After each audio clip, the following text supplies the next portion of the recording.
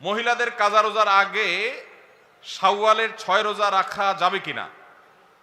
মহিলারা তাদের মাসিকের কারণে যে ভাঙতি রোজা হয়, শাওয়াল মাসে তারা কি সে ভাঙতি রোজাগুলো, কাজা রোজাগুলো আগে রাখবেন নাকি শাওয়ালের 6 রোজা আগে রাখবেন? এটা একটা কমন প্রশ্ন।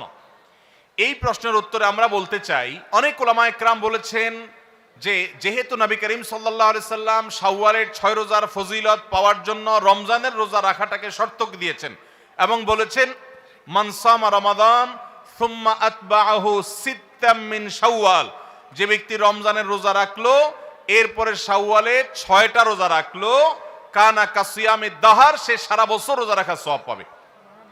কিভাবে এই রোজা রাখার সওয়াব হয়? অনেক উলামা ইকরাম, অনেক বিশ্লেষকরা বলেছেন আল্লাহ তাআলা প্রতিটা আমলের বিনিময়ে কমপক্ষে 10 গুণ বাড়ান, কোন কোন ক্ষেত্রে আরো অনেক গুণ বাড়ান, দানের ক্ষেত্রে আরো কয়েকশো গুণ পর্যন্ত আল্লাহ বাড়ায় দেন।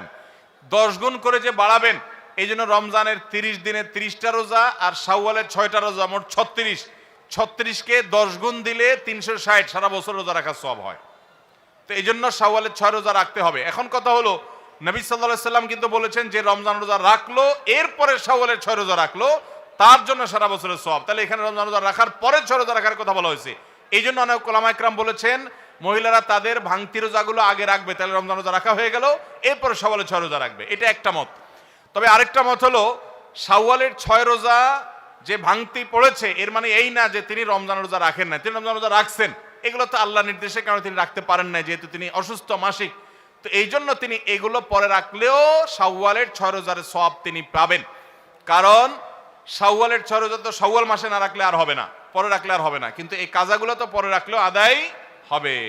তো উত্তম হলো কাজা আগে করে যদি শাওয়ালের 6 রোজা রাখতে পারেন সবচেয়ে উত্তম, না পারলে অন্তত শাওয়ালের আগে রেখে কাজাগুলা পরে রাখলেও আশা করতে পারেন আল্লাহ তাআলা শাওয়ালের 6 রোজার ফজিলত দিবেন।